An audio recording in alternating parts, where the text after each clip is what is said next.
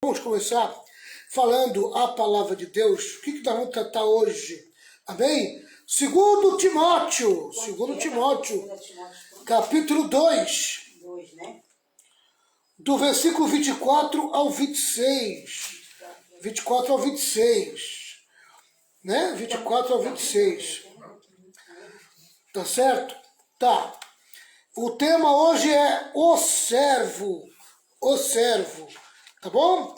Bem, vamos começar aqui desde o tema do capítulo 2, né? Vocês lembram qual é o tema do capítulo 2? Não lembram, né? Então eu vou colocar aqui para vocês lembrarem o tema do capítulo 2. Deixa eu colocar o óculos aqui porque a gente vai ficando velho e a visão já não é mais a mesma, né? Vamos lá. Capítulo 2. O tema é o seguinte do capítulo 2. Deixa eu voltar aqui. O tema do capítulo 2. O capítulo 2 vai do versículo 1 até o versículo 26 e nós vamos encerrar ele hoje. Tá? Fala sobre os desafios do pregador do evangelho. Tá bem? Aí começou os tópicos. Primeiro tópico, versículo 1 e 2. O mordomo. Vamos para o segundo tópico. O segundo tópico, versículo 3 e 4, o soldado. Terceiro tópico, versículo 5, o atleta. Quarto tópico, versículo 6, o lavrador. Quinto tópico, versículo 7, meditação e iluminação. Sexto tópico, versículo 8, lembranças que fortalecem a alma. Sétimo tópico, versículo 9 e 10, sofrimentos que abençoam. Oitavo tópico, versículo 11 ao 13, a fidelidade de Deus e sua palavra. Nono tópico, o obreiro, do versículo 14 ao 19. Agora acho que é o nono tópico, né? O nono tópico, do versículo 20 ao 23, o utensílio. E o décimo tópico, do versículo 24 ao 26, o servo. O servo. Então tá aí, 10 tópicos e hoje nós vamos encerrar. Amém? Tá, deixa eu primeiro dar uma palavra no literal, para depois a gente entrar no comentário bíblico, no comentário teológico, né? Então deixa eu começar aqui no literal. No literal. O que é dar uma palavra no literal? É pegar o que está escrito na Bíblia, amém, e literalmente, sem intermediação teológica, sem comentário teológico, a gente passar a trazer uma lição para vocês, né? Uma lição pastoral. Vamos lá. Versículo 24 ao 26 diz assim: o servo de Deus não deve ser brigão, mas um ouvinte gentil, um professor calmo, que é firme e também paciente com os mais rebeldes. Você nunca sabe como ou quando Deus vai torná-los sóbrios com a mudança de coração e o retorno à verdade, para que possam escapar da armadilha do diabo, pois foram apanhados e são mantidos cativos, forçados a seguir suas ordens. Amém? Então aqui está falando da relação do pastor, amém? Do pastor local com o membro rebelde, né? Aquele membro rebelde que acabou se afastando do caminho do Senhor, tá? Aqui diz que esse membro rebelde, ele caiu na armadilha do diabo, tá? Ele foi apanhado numa armadilha do diabo. E quando ele foi apanhado na armadilha do diabo, o diabo levou ele para o seu cativeiro e manteve ele debaixo de cativeiro de uma forma forçada, amém? Tá? Fazendo que ele se sujeitasse à vontade dele. Satanás, quando pega uma pessoa rebelde, amém, que se opõe a Deus, ele pega essa pessoa, tá? Porque essa pessoa está se voltando para ele, tá bom? Isso é por meio de uma armadilha que ele cria. Isso pode vir por forma de pensamento, amém? Incitação a uma atitude, tá? E a pessoa com o coração rebelde, coração endurecido, coração fechado, acaba caindo, amém? Nessa armadilha. Porque Satanás é especialista em armar armadilha para crente que não vigia, né? O crente não vigia acaba caindo na armadilha do diabo. E geralmente é o crente que está com fortes tendências de coração endurecido, coração rebelde, coração que não quer mais saber de voltar-se para Deus, tá? E aí quando Satanás pega, leva essa pessoa, mantém ela cativa, prisioneira, tá? E faz que ela de uma forma forçada pratique tudo quanto é coisa que diz respeito à vontade de Deus, diz respeito ao caráter de Deus, tá? E essa pessoa acaba seguindo as ordens do diabo. Então, esse é o rebelde. O rebelde é aquele que caiu nessa armadilha do diabo. Mas o rebelde, ele precisa como é que se vê? Precisa de tratamento, ele precisa de cuidado, ele precisa ter um cuidado especial com ele. Amém? E olha como é que Deus fala para o pastor ser em relação ao rebelde. A atitude do pastor, a atitude do líder da congregação, do líder da igreja local em relação ao rebelde.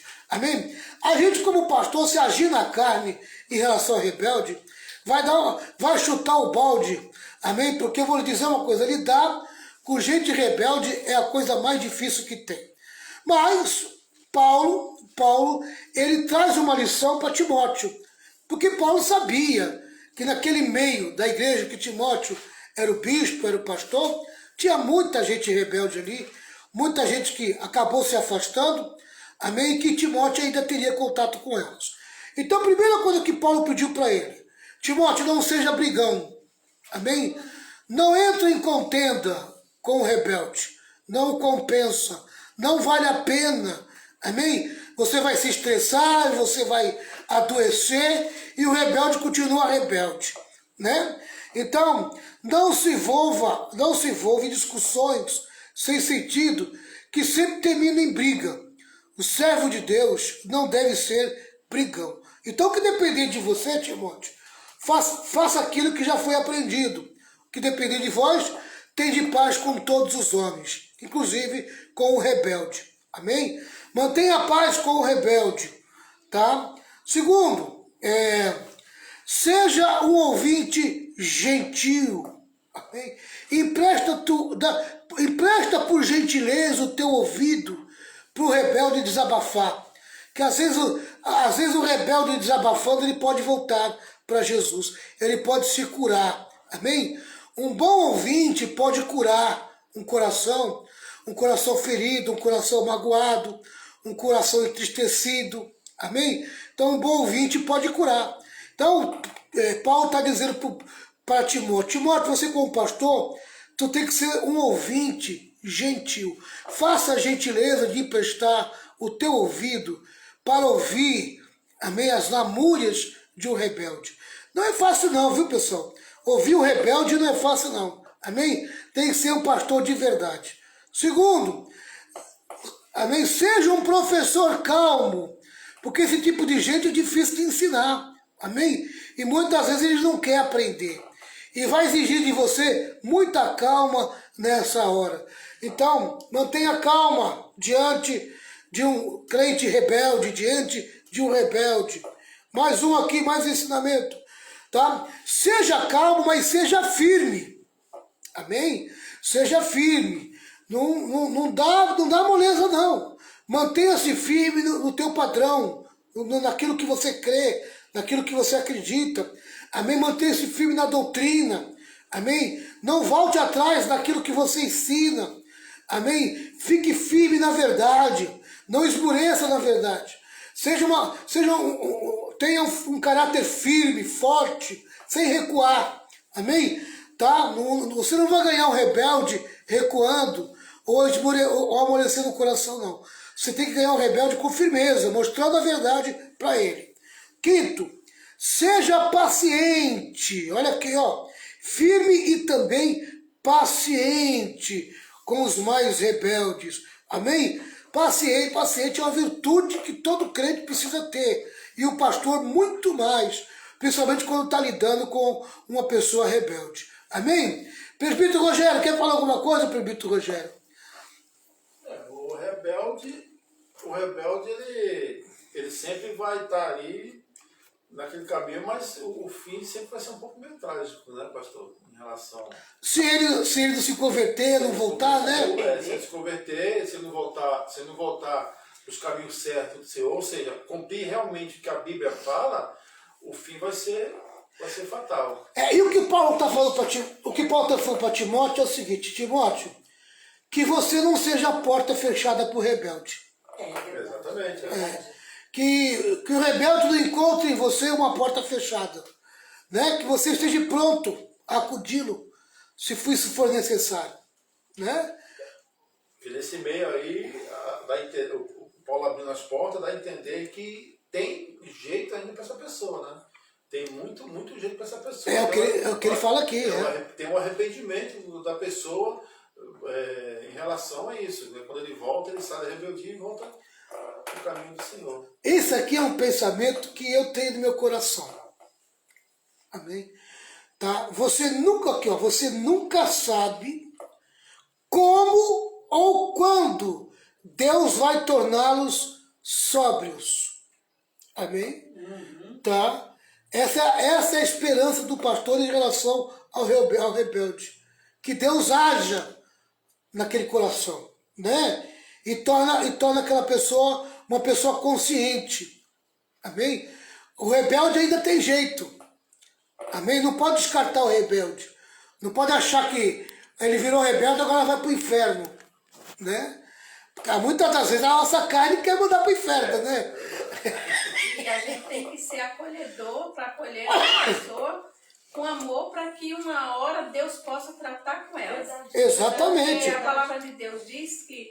Porque assim como Pedro não foi um dos que abandonou Jesus? Foi. Negou Jesus, se nós fôssemos como Jesus, o que é que nós fazíamos? Nós nunca íamos atrás de Pedro. Mas o que é que Jesus fez? Jesus foi atrás de Pedro e deu uma segunda chance para ele. E olha o que Deus fez. Colocou ele à frente de um monte de... E o que Pedro se tornou, né? Então a gente tem que pensar como Jesus pensa. Por isso que eu costumo falar assim, a gente pensa que não tem mais jeito. Tem. Mas muitas vezes a gente pode rejeitar, mas não é o caminho. Esse não é o caminho da gente. Às vezes aquela pessoa pode ter saído da igreja, pode ter nos magoado, mas a gente, de repente, quer voltar, a gente tem que abraçar. Tem que abraçar. Por quê? Concordo. Porque a gente tem que aprender a perdoar. E muitas vezes Deus permite que essa situação aconteça para saber o nosso coração, para trabalhar, porque a gente não vai para o céu se nós não conseguirmos perdoar. Porque Deus não está trabalhando só no rebelde, não, né? Deus também está trabalhando em nós, né? E nós também. Será que você está preparado para subir? É verdade. Exatamente, né? Eu penso muito nisso quando eu estou lendo a palavra de Deus, eu penso muito. Aqui, ó. Você nunca sabe como ou quando Deus vai torná-los sóbrios, quer dizer, consciente, com uma mudança de coração. Olha aí. Amém? Deus faz a pessoa refletir, cair. Deus é poderoso para mudar o coração do rebelde, né? E Tá? o Espírito Santo, que eu digo assim, ele pode convencer a pessoa daquele erro que ele fez, né? Porque muitas das vezes a pessoa, que eu digo assim, ela não reconhece o erro dela e só acusa, por quê? Porque o coração dela está o quê? Está íntegro, está pegrificado. O orgulho faz com que a pessoa não reconheça, entendeu? A sua rebeldia, né? Exatamente. Entendeu? Aí, quando ela vai embora, si. que ela cai em si, e você começa a orar para que Deus mexa com aquela pessoa, o Espírito Santo trabalha e faz ele reconhecer.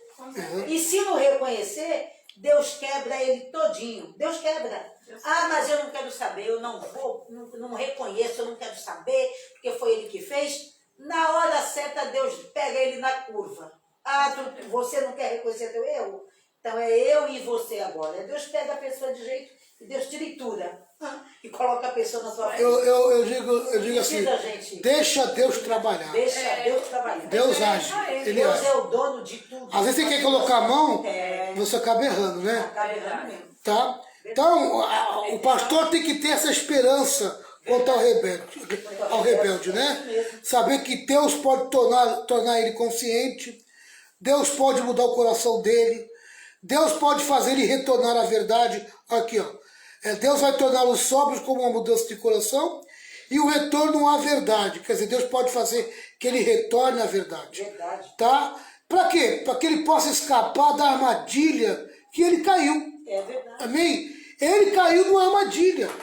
Aquela tristeza do coração dele ali, aquela malcriação dele, aquele rebeldia dele, que endurecimento do coração dele, foi uma armadilha. Ele caiu numa armadilha. Sim, às vezes as Né? pessoas caem, A né? pessoa não enxerga, Nem- né, o que ela está fazendo. Às vezes nem que nós às vezes faz, às vezes se arrepende. Né? Isso.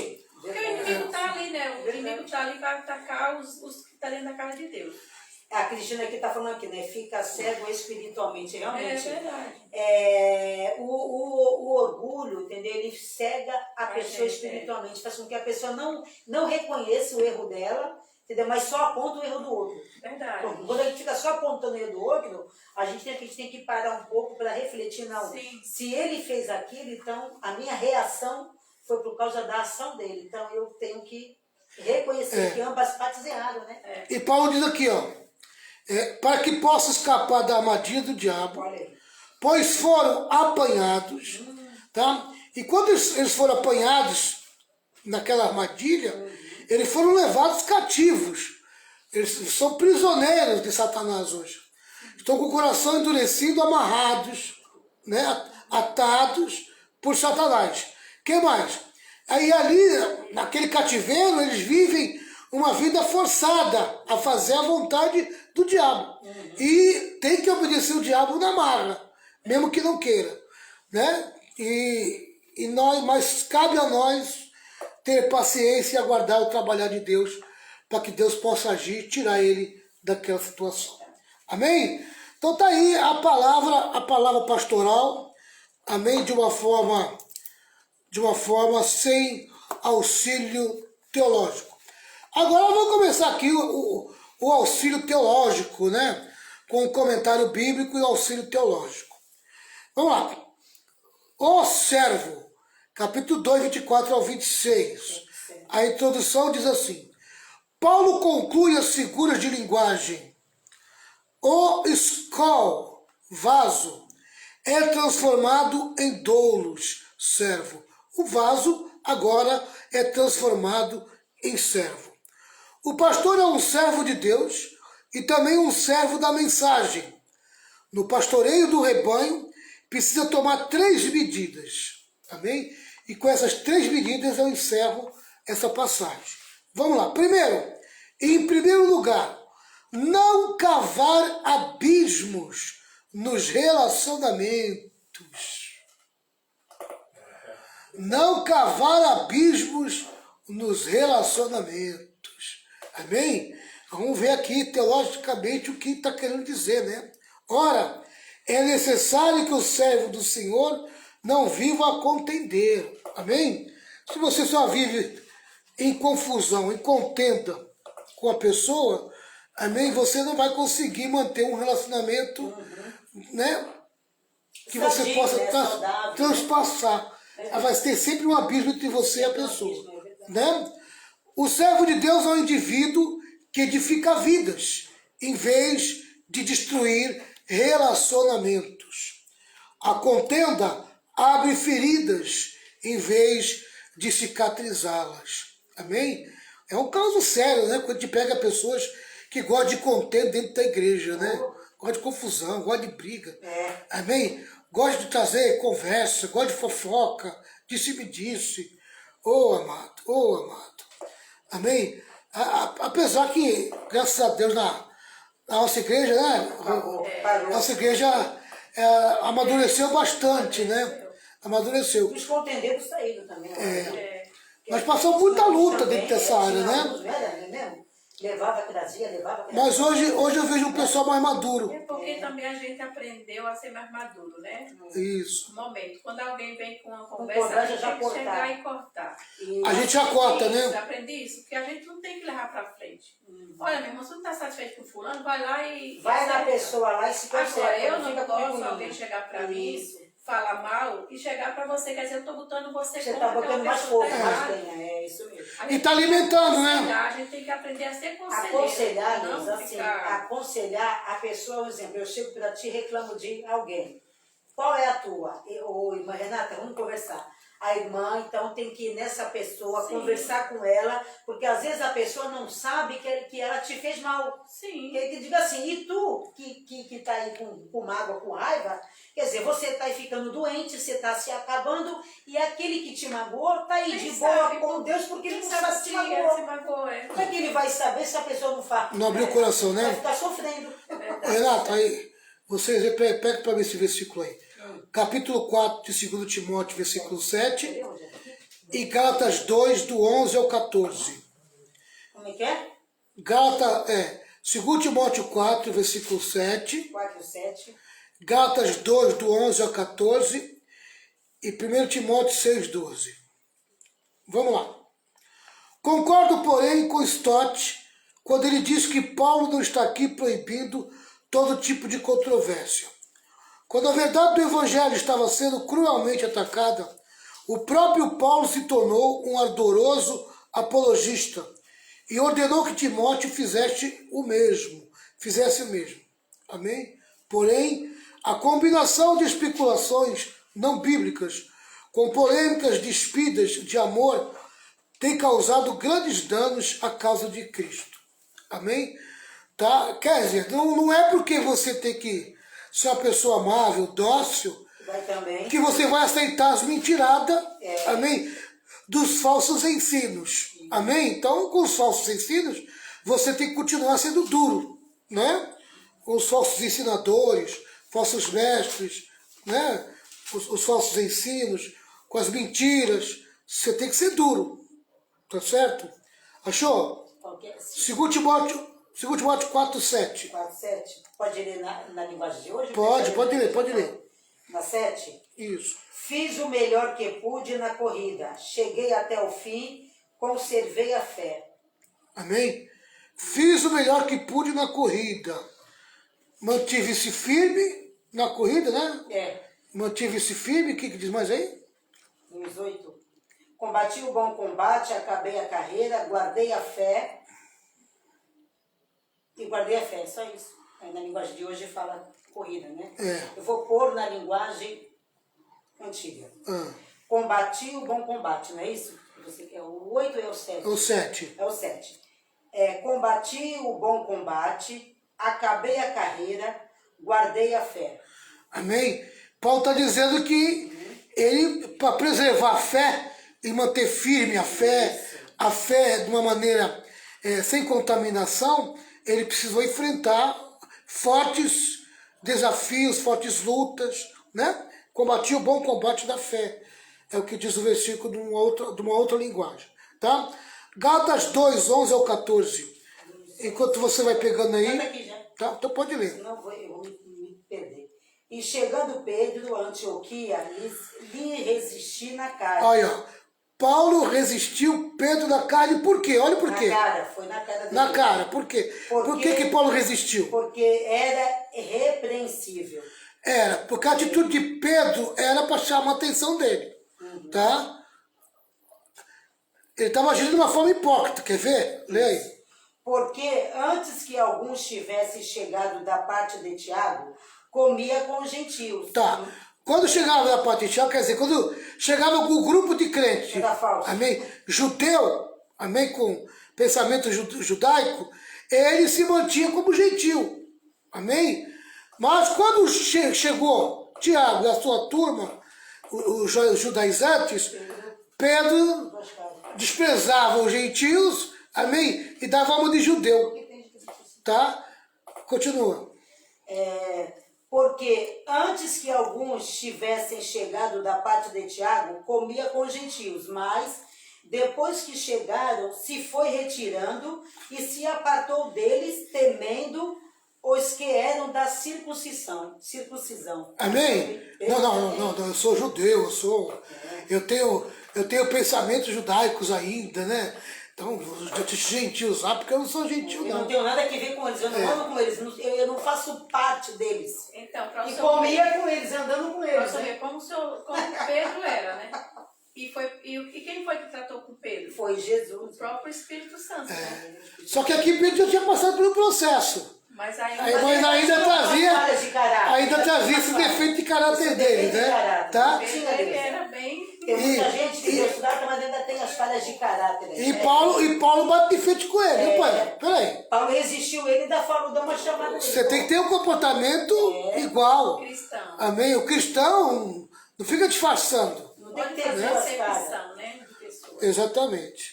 Amém? Quer dizer, Paulo pegava firme naquilo que ele acreditava, né? Na questão doutrinária. Se ele fosse, Tá? entendeu? Tivesse. 1 Timóteo 6,12. Mas eu não estou entendendo, é o 14, você falou? Até o 14. E os outros judeus também dissimulavam com ele, de maneira que até Barnabé se deixou levar pela sua dissimulação. Quer dizer, ainda estava junto, ainda... Pedro se juntou a um grupinho, Barnabé foi Barnabé junto, do lado de Pedro. amém? E Paulo foi lá e lascou tudo, né? Paulo acabou. Tirou a máscara.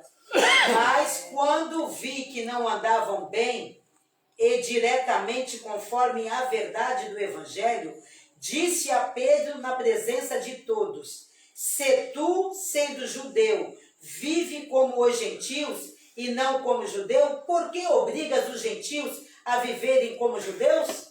Quer dizer, Pedro pregava uma coisa que não vivia, né? Falava algo que não vivia, que é o que tem muita gente que faz. Você quer chamar a atenção do gentil, você vive como ele. Tá? E agora está dizendo que não vive? Sendo que eu vi você vivendo como ele? É os Era crentes falsos. Pedro que andava com Jesus, né? Vamos acabar com essa hipocrisia É os aqui. crentes falsos. Essa sinceridade de Paulo me chama a atenção, né? Eu gosto da sinceridade de Paulo. Isso aí. Amém? Paulo desmascarou ele. Paulo não deixava nada para trás, não. Ele já tinha que falar, já falava, e já tinha que resolver, resolvia. Mas é isso aí. Amém? Eu gosto desse jeitão de Paulo aí. Né? É um jeitão que me agrada muito. Né? Quer dizer, Paulo não ficava nessa de, mas se eu falar isso para Pedro, ele vai ficar magoado, né? Ele bateu, foi de frente. Escuta, meu filho, aqui tu é uma coisa, ali tu é outra. A pior coisa é você tratar para com isso. com gente dissimulada, né? Que na igreja é uma coisa, dentro de casa é o diabo, é o capeta, infeliz a tua vida. Chega na igreja, o cara é santo, põe terno de gravata, é muito bonitinho, vai se converter. Não é, pastor? Tem muita gente que é como também, tem muita mulher também, que ela é casada, o marido às vezes não é crente, entendeu? O cara, entendeu? Tá ali. A mulher é o diabo, e se diz que crente chega em casa, é o demônio pro marido. Como que aquele homem vai se converter? É verdade. Se a mulher é o cão dentro de casa e na igreja é a santa do paúco. Não é verdade? Verdade. Tem muita gente assim, entendeu? Vice-versa. Não é, pastor? Tem Agora, muita hipocrisia. Tem gente que não aguenta a verdade, né? Não, se falar a verdade, você é muito grosso. Você é muito grossa, tem que falar com amor. A gente fala com amor, mas a pessoa não aprende, então tem que dar uma vez que a pessoa acorda. Acho que foi o que Paulo fez. Precisa falar que esses mimimi, né? A pessoa tem que suportar a verdade, tem que aguentar a verdade. Tem que Amém? se converter. Né? A maneira dela mudar de vida, não é verdade? 1 Timóteo 6,12, tu pegou? 6,12? 1 Timóteo.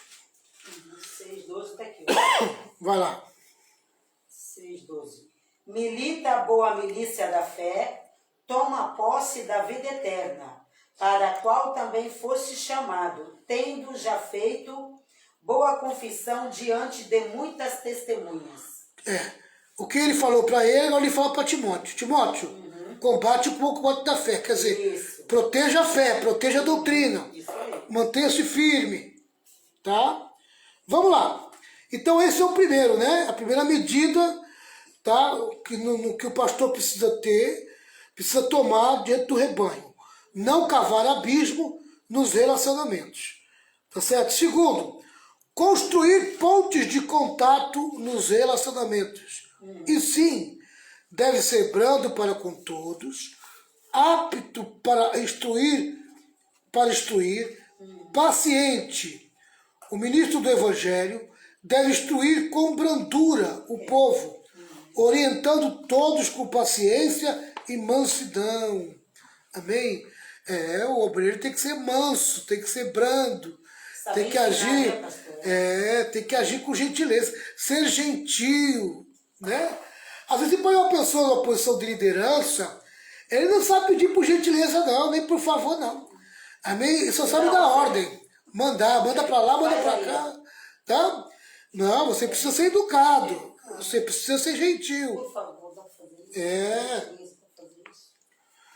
Eu conheço alguém que gosta de mandar e não sabe pedir por favor nem por gentileza.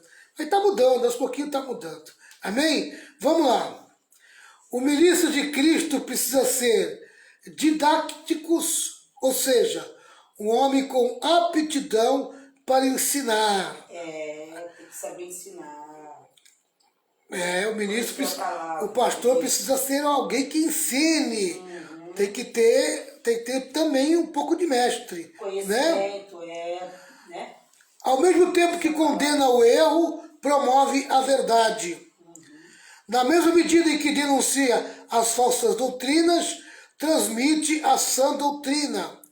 Esse ensino da verdade, tanto no aspecto negativo quanto no aspecto positivo, deve ser feito da forma certa, com a motivação adequada.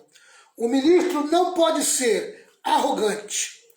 Uma coisa é amar a pregação, outra coisa é amar as pessoas a quem se prega. O ministro cuida não apenas de um conceito doutrinário, cuida de vidas. Amém? Ele está pregando a palavra. Amém? Mas está pregando a palavra para pessoas que têm coração, que têm sentimentos. Amém? Que têm alma. Então precisa tomar muito cuidado com a maneira que prega, com a maneira que ensina, né?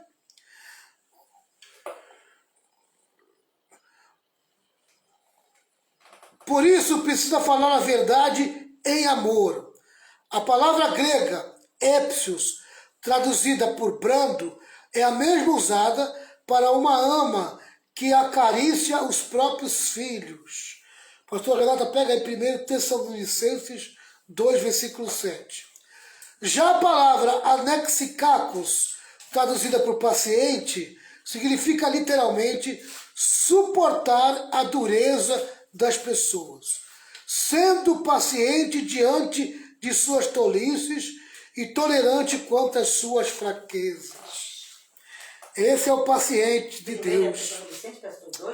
2:7. É alguém que acaricia. Amém? Não dá, o pastor não pode ser alguém que dá um soco na cara, né? O pastor tem que ser alguém que, amém? Passa a mão na cabeça. Pastor violento, né? Que quer bater. Reconheça a fraqueza. Amém? O pastor precisa reconhecer a fraqueza das ovelhas. Né? Precisa reconhecer a fraqueza das ovelhas. As ovelhas têm sentimento, as ovelhas têm alma. As ovelhas, elas precisam mais de carinho do que de cacetada, né? Amém? Eu já fui alguém que já dei mais cacetada que carinho. O pastor tem que ter o cajado e o azeite, né? Não é isso, pastor? Os dois? É isso que fala? Exatamente. Amém? Não só cajado. Mas a gente amadurece, né, missionária Edileuza? A gente amadurece, né? Só cajado, ele jogar. Na realidade, a realidade é que a verdade dói, né? Se você for ensinar a verdade, aí a pessoa que está do outro lado cheia de problemas, cheia de pecado, ele vai ficar ofendido. Né? Paulo, ele não passou a mão na cabeça de ninguém, ele falou que era certo. Tá certo que tem hora tem que ser moderada as coisas. As palavras. Moderada a forma, as palavras. A gente que fala. Mas pode analisar que Paulo, ele não passou a mão na cabeça de ninguém, não. Ou você é ou não é. Entendeu? Você não pode ter duas personalidades. Jesus Cristo não teve duas personalidades, ele teve uma única personalidade. Foi fazer o povo acreditar. Jesus Cristo, quando está lá no monte, quando começou a falar, bem-aventurados os mansos de espírito, porque é no reino dos céus, e de repente Jesus começou a pregar e ensinar, todo mundo afastou. Entendeu? Por quê? Porque não queriam ouvir a verdade. Então a verdade tem que ser dita. Doa que doer. Por quê? Porque ali tem um ponto de exclamação da salvação de uma alma. Uma salvação de uma alma. Então, se a verdade for falada, aquela pessoa vai ser salva. Se a palavra entrar no coração dela, que tem certeza que entre. Né? Agora, quando a pessoa você está ensinando a palavra, a como servir a Cristo, e a pessoa está ali e fala assim, eu não acredito desse jeito, ele continua sendo rebelde e continua deixando como aquele povo deixou Jesus Cristo. Essa palavra está muito pesada, eu não quero preencher meu ego. Não é preencher ego, é você encontrar a palavra de Deus no teu coração, tirar a rebeldia do teu coração, tirar o teu rancor, o teu ódio, a tua raiva e seguir o verdadeiro evangelho, que é o evangelho da graça, do amor, da longanimidade de Cristo, que Cristo fez. Né? Exatamente. Que tem que ser semelhante a Cristo. É verdade. Vamos lá, terceiro ponto para encerrar, vamos lá. 2 Tessalonicenses. 1 Tessalonicenses. Você falou segundo? Não, falei primeiro. Primeira? É. Então, quanto? 2, versículo 7. 2, 7.